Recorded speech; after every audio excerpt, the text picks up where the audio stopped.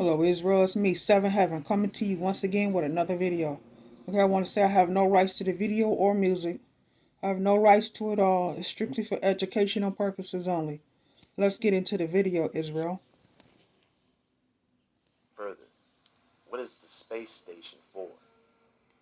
What is the purpose of this thing? Do you know? Now, I remember the concept of the ISS being presented to us way back in high school.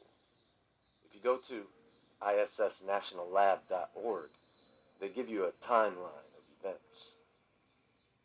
This starts with Ronald Reagan back in 1984, a very popular year, with the State of the Union address announcing NASA's commitment to the Concept Space Station.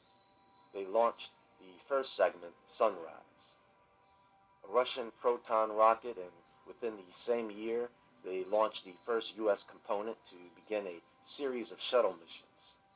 Then in 2000, we had the first crew to reside on the station. Astronaut Bill Shepard and cosmonauts Yuri Gitzenko and Sergei Krikalev. In 2001, they added the Destiny module, which was recognized as a U.S. national laboratory in 2005. The European and Japanese labs joined the ISS in 2008, and by 2010, we've had 202 people visit the station. NASA acquired the Center for the Advancement of Science in Space as a management partner in 2011, and by 2013, they were already making drugs in space. I can tell these other countries involved got ready for this thing pretty quick, and they have been on the grind up there ever since. I know down here on land, we live by certain morals and rules. What is the governing body in space? What are the rules up on the ISS? Are they allowed to experiment with things they wouldn't be allowed to experiment with here on the surface? Time to take a closer look at the real deal.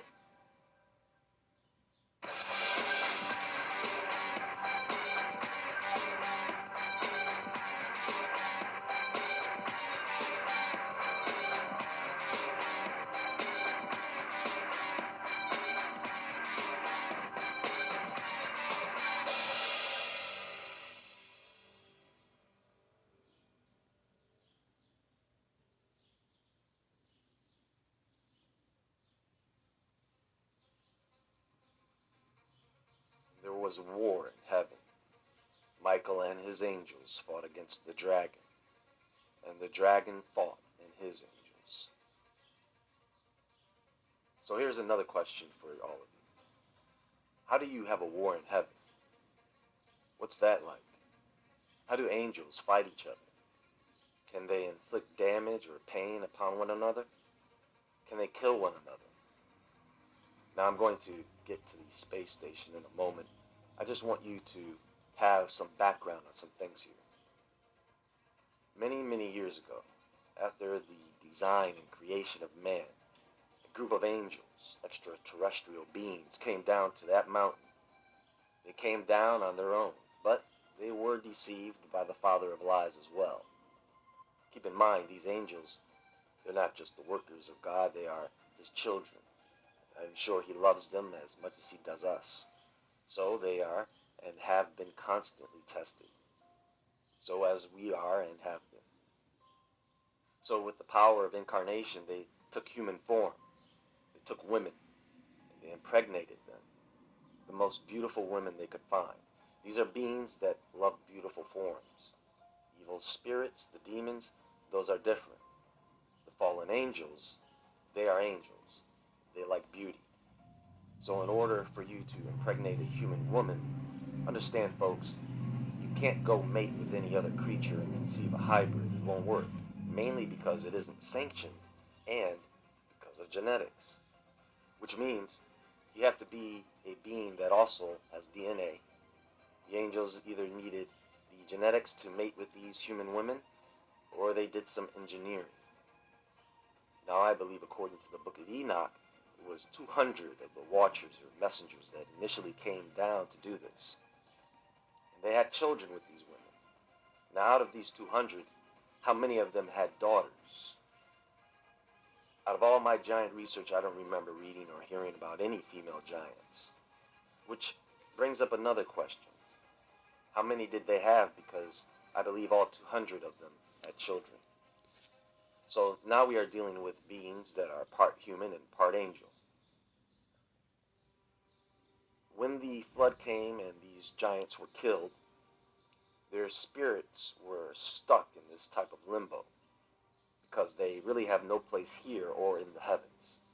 So they walk around as the evil spirits, the demons. Those fallen angels were bound, but that's not including the angels that fell with Satan. And see, this is one of the issues with cloning. You can get by the engineering part, but you can't get by the sanctioning of that spirit. Which means when you have a cloned animal or a person, when they die, where does the spirit go? What is their spirit like when they are alive?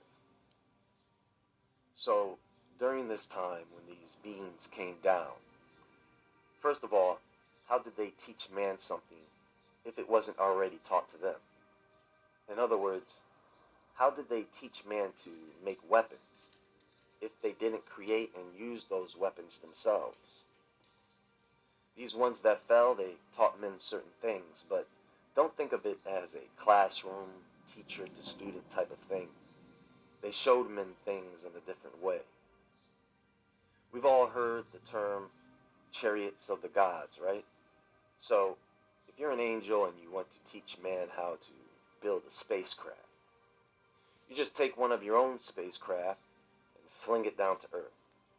It hits the Earth in the form of debris.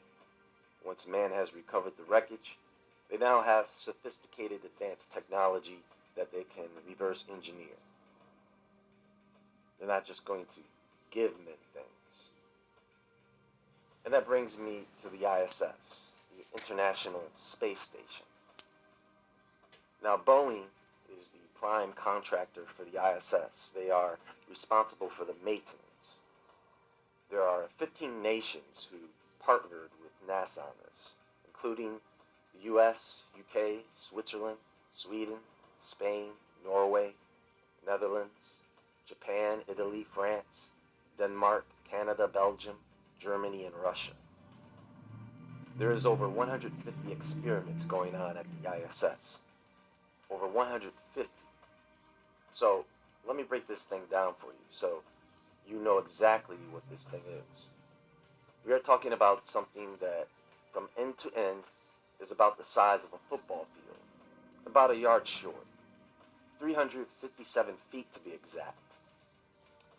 It is a satellite. Now, the volume of the spacecraft is 43,000 cubic feet. The habitable pressurized area on the inside of it is 14,000 cubic feet. So when you go inside it, you have a 7-foot ceiling, and you have a living space that is the equivalent to 3 2,000 square foot homes. We're talking about 3 single-family homes or a big 6-bedroom house.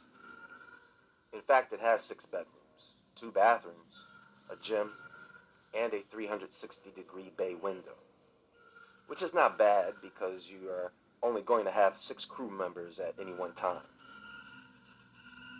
In order to stay working on the station, you have to work out 2 hours a day. Otherwise, you turn into mush. So, it's taken 42 assembly flights to put this thing together, most on the shuttles and a few on the Russian rockets. It has 8 large solar panels, or an array that covers about an acre. You have these winged segments that support the solar array, as well as a few sensors. You have several nodes which allow for multiple modules to connect to the spacecraft. You have the living space in the center area of the craft and some experiment modules. It has 8 docking stations that can be used all at once to form Voltron. Now, except this is more like a giant robot dragon. I mean, Crew 1 is docking on a spacecraft called Dragon, docking as the head of the space station. I'll tell you guys, you can't make this up. You can't. Just like you can't make up that the first ISS mission launched on Halloween 20 years ago. This year, the Crew 1 mission was set for October 23rd, but they then pushed it back to October 31st, Halloween. And then they pushed it back again to November 15th. So maybe you're thinking, well, SpaceX wasn't able to perform their ritual after all, since they didn't launch on Halloween, right? Wrong. Because November 15th is a special day, Sunday.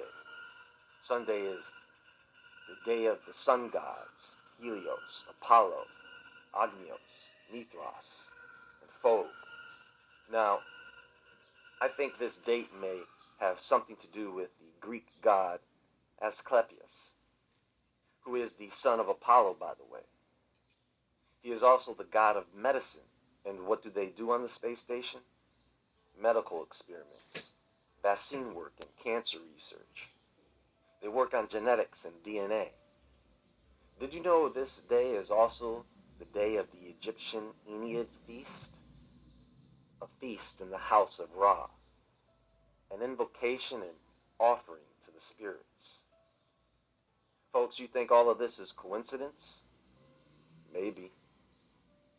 There are a multitude of experiments that they have going on up there. And many of them are meant to be done in a microgravity environment.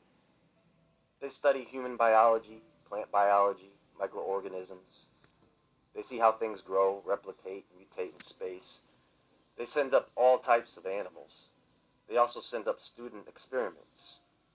They have a dark matter experiment. They have telescopes. They constantly take photos of the Earth. There are so many things going on up there. You can see how it would be easy for you to get lost in all that confusion. It would be very hard to keep up with every single experiment. And who said they were going to be transparent or even tell us about every single experiment? Well, stay tuned, folks. There's more to come in a busy week ahead. Just wanted to give you guys something to think about, as they frequently want to give you guys news about the first of something. Everyone, as always, stay awake, stay aware, All right, stay much safe, love, Israel. and I'll talk to you